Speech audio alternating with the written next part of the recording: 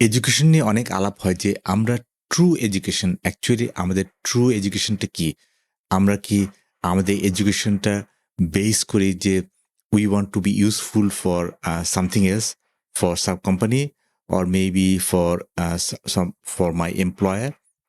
So দিন শেষে এই এডুকেশন নিয়ে যখন আমরা ইউজফুলনেস এর কথা বলি, যেমন আমরা যখন দেখেছি যে পিঙ্ক ফ্লয়েডের সেই গানটা মনে আছে যে এডুকেশন নিয়ে যে আমরা আসলে এই 20th সেঞ্চুরিতে আমরা যেই এডুকেশন নিচ্ছি, we are meant to be a slave, like আমরা আসলে কোনো না কোনো পারপাস সার্ভ করছি। বাট দিন শেষে আমি আসলে এই কন্ট্রোভার্সিতে যেতে চাই না। বাট আমরা এডুকেশনকে ব্যবহার করি to be useful, like maybe to be useful for a company, maybe like I would want to work for Google or maybe I would want to work for Amazon. তার মানে হচ্ছে কি we are um, looking into that understanding যে আমি অ্যামাজনকে help করব বা আমি গুগলকে হেল্প করব। So we want to be useful and then আসলে আমরা সেই ইউজফুল হতে গিয়ে আমাদের যে লাইফের পারপাস, সেই লাইফের পারপাসটাকে আসলে আমরা বুঝতে পারছি কিনা। সো সেইজন্য আসলে আজকের আমি আম ডেভিন ডেভিন এরিকসনের একটা টুইটার নিয়ে আসছি এবং সেখানে যে জিনিসটা উনি একটা লং পোস্ট নিয়ে এসছে। লং পোস্ট এখানে কিন্তু যে জিনিসটা উনি বলছেন যে, "এ slave only a slave uh, used as a machine for a task." And could be expected to do one task for his whole life. মানে আমরা আসলে যেটা দেখেছি যে এখন থেকে প্রায় আমি মনে করি যে এখন থেকে প্রায় আমাদের প্যারেন্টসরা বা আমাদের প্যারেন্টসের আগেও দেখেছি যে তারা তাদের লাইফ টাইমে একটা টাস্ক নিয়েই তারা আসলে মানে পার করেছেন সময় এবং সেখানে আসলে কাইন্ড অফ লাইক পেটের দায়ের ব্যাপারটা ছিল যে আসলে ওইখানে তাদেরকে তাদের লাইফে একটাই জব করতে তারা পেরেছিলেন। কিন্তু যখনই এটা আমাদের কাছে এলো, আমরা কিন্তু দেখা যাচ্ছে যে আমাদের লাইফ টাইমে আমরা কয়েকটা জব করতে পারছি। ইভেন আমাদের প্যারেন্টসরা আমাদের মাথার উপর একটা ছাদ দিয়ে গেছে। তার ফলে আমরা we could have done lot of other thing, যেহেতু আমরা আসলে একটা বেসলাইন পেয়েছি যে যার উপর ভিত্তি করে আসলে আমরা নেক্সট কাজ করতে পারবো। বা আমার বাচ্চারা তারা চিন্তা করছে যে তারা অলরেডি একটা প্ল্যাটফর্ম পেয়ে গেছে। সো তারা এখনই হয়তোবা ২-৩ টে জব করতে পারছে। সো দিন শেষে যদি ব্যাপারটা এরকম হয় যে আসলে আমি এটা যেহেতু ডেভন এরিকসন এই ব্যাপারটা বলেছেন যে being a slave and then being a জেন্টলম্যানটা আসলে ফ্রি ম্যান। মানে ফ্রি ম্যান মানে বলতে চাচ্ছি যে রিচ পুয়ার ব্যাপার না। যে was not a machine for labour but a person who could be expected to act in his own interest and thus would need to do many other different things throughout his life depending on what serves his goal at that time. তার মানে হচ্ছে গিয়ে আমরা এডুকেশনে যদি এই ডেফিনেশনটা যদি ধরি যে আসলে the kind of education given to a slave and then the kind of education given to a free man, এবং সেখানে কিন্তু যে জিনিসটা আসতেছে যে he would need to be able to independently learn this task rather than needing to be taught them in childhood, যেটা আসলে এখন হচ্ছে। তার মানে হচ্ছে কি আমরা এখন আমাদের এডুকেশনটা বেস করা হচ্ছে to be useful for somebody, maybe to be useful to be for working in the government, to be useful for working in the factory, to be useful for working in the different segment. সেই যেই সেগমেন্টে I'm trying to be useful and they are trying to be my master, which is the case like pink ফ্লয়েডের সেই গানে আমরা শুনেছি। It's not controversial, it's there for ages, like এটা নিয়ে অনেক অনেক আলাপ হয়েছে। I am not something is making up or mister Devon Eriksen is trying to make up. But then যে জিনিসটা মানে উনি বলতে চাচ্ছেন যে the a fundamental grounding in how to live and thrive as independent free will person. মানে যেটা এখন আমরা বুঝতে পারছি যে এখন সামনে আমরা যেটা বুঝতে পারছি যে ইউবিআই আসবে, মানে ইউবিআই হচ্ছে গিয়ে ইউনিভার্সাল বেসিক ইনকাম। বিকজ একসময় কিন্তু আমরা আমাদের যে লাইফ টাইমে কিন্তু আমরা দেখব যে ইভেন আমরা আসলে অনেক উন্নত দেশে দেখছি যে তাদের হেলথ কেয়ার ফ্রি, তাদের এডুকেশন ফ্রি, তাদের হাউজিং ফ্রি, তাদের এটা ফ্রি ওটা ফ্রি। ইভেন কেউ যদি চাকরি থেকে চাকরি না থাকে তাহলে তাকে রাষ্ট্র থেকে তাকে ভাতা দেওয়া হয়। তার মানে হচ্ছে গিয়ে it is some kind of UBI, universal basic income. So যখন এই ধরনের ইউনিভার্সাল বেসিক ইনকাম আসবে তখন তো মানুষ আর তার he doesn't want to be useful. He would want to do things for his own interest, for his own like free will. সেই জায়গাটাতে এখানে যেটা আসছে যে but his education was centered around what education really meant, a fundamental grounding in how to live and thrive as independent free will person. এবং সেখানে ওনারা অনেক কথা বলেছেন যে কিভাবে লিবারাল আর্টস শেখার ব্যাপার আছে আর কি। But the point was they taught the young gentleman how to think and learn. This is the premise. আমি আসলে যেটা বলতে চাচ্ছি যে আমাদের আসলে শেখার বা আমাদের শেখার পেছনে মেইন যে ফাউন্ডিং প্রেমিস হওয়া উচিত যে আমাদেরকে শেখানো উচিত যে how to think and learn. আমি যদি আমি যদি শিখতে পারি যে আমি কিভাবে চিন্তা করতে পারি, আমি যদি শিখতে পারি যে আমি কিভাবে চিন্তা করতে পারি এবং কিভাবে শিখতে পারি, তাহলে I am a free will person and then I would be doing whatever I am necessary. So এখানে উনি আর একটা কথা বলেছেন যে by contrast modern government schools were founded to train clerks and factory workers at public expense, a servant class with a specific skill necessary to be useful workers, but not general education to be independent or question their betters, মানে তারা আসলে কিভাবে better হবে। So এই জায়গাটাতে আসলে আমরা দেখছি যে have you notice that which two of these arts are utterly absent from a modern government school education? That's right.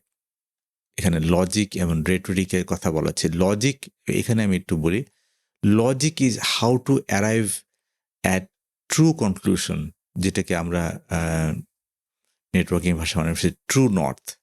So logic is how to arrive at true conclusion. এটা যদি আমরা শিখতে পারি অ্যাজ এ হিউম্যান, এটা যদি আমরা শিখতে পারি যে logic is all about learning how to arrive at true conclusion, যেটা আমি সকালে আর একটা ভিডিওতে আমি দিয়েছি যে আসলে হায়ার অর্ডার লার্নিং স্কিল বা হায়ার অর্ডার থিঙ্কিং স্কিল, এগুলো যদি আমরা পাই তাহলে কিন্তু আমাদের লাইফটা it will change, obviously it will change. So এখানে যদি আমরা বলি যে logic is how to arrive at true conclusion from known fact, যেটা আমরা জানি সেই নোন ফ্যাক্ট থেকে আমরা আসলে এই ট্রু কনক্লুশনটা পেতে পারি। আর যেটা হচ্ছে আননোন, যেটাকে আমরা বলছি, আমরা সকালে আলাপ করেছিলাম যে ইনফারেন্স, সেটার মধ্যে এটা একটা গ্যাপ আছে। সো এটা একটা ব্যাপার। আর রেটরিক হচ্ছে গিয়ে হাউ টু পারসুয়েট। সো এখানে আসলে অনেকগুলো ব্যাপার হচ্ছে যে a servant educated in logic might notice that things he is being told are false. আমি এটা নিয়ে আর এখানে বলবো না, বাট আমার যেটা আলাপ সেটা আমি আসলে এখানে আমি চলে আসতে চাই যে এখন আমাদের কি শিখতে হবে, আমাদের আসলে কি শেখার জরুরি। যেহেতু আমাদের এখন ফ্রি উইল, আমাদের এখন কিন্তু একটা বেসলাইন তৈরি হয়েছে, আমাদের বাচ্চারা বা আমাদের ইয়াং জেনারেশন তারা জানে না, তাদের একটা বড় চ্যালেঞ্জ হচ্ছে কি হাউ টু বি ইউজফুল। তারা আসলে এখনো ফিগার আউট করতে পারছে না হাউ টু বি ইউজফুল।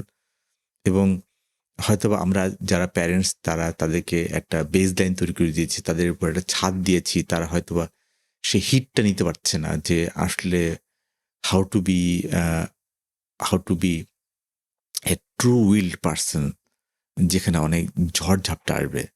যেভাবে এনভিডিয়া সিইও বারবার বলছে, এনভিডিয়া সিইও ইয়াং জেনারেশনকে বারবার বলছে যে I want you to suffer, I want you to suffer, because he wants them to suffer, because without suffering, nothing good comes in.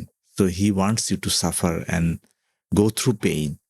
So this is where I see Devin যে এই কথাটা বলছে যে আসলে আমরা কি শিখতে চাই। একটা হচ্ছে logic, how to derive truth from known fact, যেটা আমাদের অনেক শেখার বাকি আছে। And this is data, how to understand the implication of data, যেটা আমি গত 2008 সাল থেকে বলে আসছি যে what is the implication and how do derive the implication of data, যেটা নিয়ে আমার 8টা বই আছে already. Rhetoric, how to persuade and spot persuasion tactics, এটা ছাড়া কিন্তু আমি মনে করি যে দুনিয়া অচল। মানে আমি বলতে চাচ্ছি যে এই যে রেটোরিক মানে পারসুট করা এবং পারসু করা, মানে একটা জিনিস ধরে থাকা, লেগে থাকা, আটকে থাকা এবং সেটা ফাইনালি ডেলিভারি দেওয়া, ফাইনালি সেটাকে ক্লোজ করা, শেষ করা।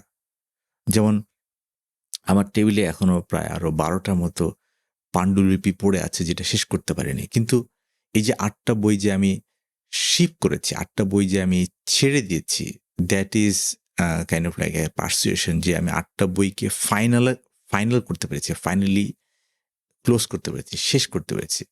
তো আমি এভাবে একটা একটা করে শেষ করতে যাচ্ছি। সো আমরা যদি এরপরে বলি research, this is the founding premise. আমি মনে করি যে this is the founding premise for anybody, how to gather information of an unknown subject.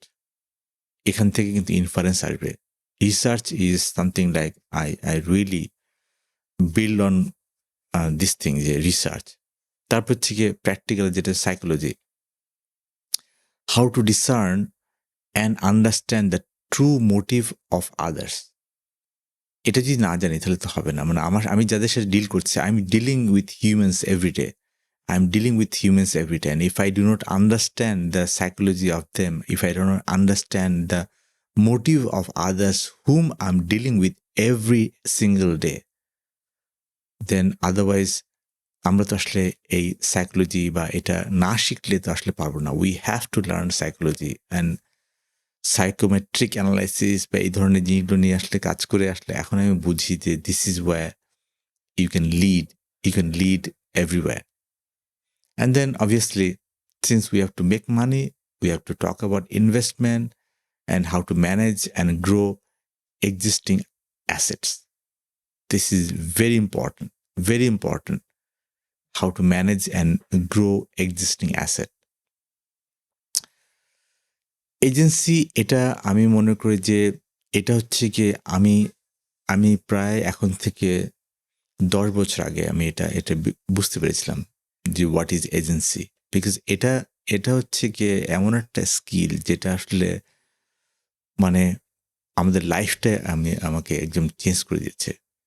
It means how to make decisions about what course to pursue, how to make decisions about what course to pursue and proactively take action to pursue it. Because আমরা আসলে এখানে দেখেছি যে আমাদের লাইফে যে আমরা সিদ্ধান্ত নিতে ভয় পাই, আমরা সিদ্ধান্ত নিই না, সিদ্ধান্ত নিতে নিতে আমাদের দেরি হয়ে যায়, প্রোক্রাস্টিনেশন করি। আমরা একটা সিদ্ধান্ত নিতে 2 বছর, 4 বছর, 6 বছর পরে আর কিন্তু আর করতেই পারি না। সো এজেন্সির এই ব্যাপারটা যে actually how to make decision about what course to pursue, আমি কি আমার লাইফে কি গোল আছে, কি কোর্স আছে যেটাকে আমাকে পারসু করতে হবে, এবং এই এজেন্সির ব্যাপারটা যে আমাকে সিদ্ধান্ত নিতে পারতে হবে, and then proactively take action to pursue it. Take action. আমাদের লাইফের হাজারটা জিনিস আছে যেটাকে আমরা অ্যাকশন নিতে পারি না বলেই কিন্তু এই জিনিসটা হয় না। আমাদেরকে অ্যাকশন নিতে পারতে হবে এবং এই জন্যই কিন্তু আমি বারবার বলছি যে এই এজেন্সিটা ইজ ভেরি ইম্পর্টেন্ট। আমার এই 8টা বই লিখতে গিয়েও কিন্তু আমাকে প্রোঅ্যাক্টিভলি পার্সু করতে হয়েছে যাতে আমার বইটা আমার না হারিয়ে যায়। বিকজ দিন শেষে উই অল থিঙ্ক যে আমরা এখন সামনে কিভাবে আমাদের লাইফটাকে আমরা ঠিকমতো আউটকামে দিয়ে নিতে পারবো। আমাদের গোলটা, আমাদের লাইফের যে পারপাসটা সেটাকে ফিগার আউট করতে পারবো। বিকজ দিন শেষে আমার লাইফের পারপাস কিন্তু আমি পেয়ে গেছি প্রায় এখন থেকে 10 বছর আগে। বাট দেন তার আগে কি আমি পাইনি? হ্যাঁ, আমি এর আগে অনেকগুলো গোল পেয়েছি এবং সেই গোলগুলো কিন্তু আস্তে গোলগুলো আমি ম্যাচিউর করার চেষ্টা করেছি। ম্যাচিউর করেছি কিছু জায়গায় অনেক জায়গায় ফেল করেছি। ম্যাচিউর করতে পেরেছি হয়তোবা মেবি 10টা জিনিস, কিন্তু ম্যাচিউর করতে পারিনি হয়তোবা 200টা জিনিস। 200টা জিনিস আমি ম্যাচিউর করতে পারিনি। কিন্তু হয়তোবা আমি ম্যাচিউর করতে পেরেছি খুব কম জিনিস। সো এই জায়গাটাতেই আমাদের ফিগার আউট করতে হবে আসলে আমরা আসলে লাইফে কি চাই? What we really want out of our life. So এটা নিয়ে সামনে আরো অনেক ভিডিও নিয়ে আসবো। ইন দ্য মিন টাইম আমার যে রিসেন্ট বইটা আমি মনে করি যে কৃত্রিম বুদ্ধিমত্তায় শিক্ষা ব্যবস্থা। এই বইটা দেখতে পারেন। This will give you an insight how to go for your goals and life. আপনি আপনার লাইফে কোন জিনিসটা পেতে চান। আজকে এই পর্যন্তই।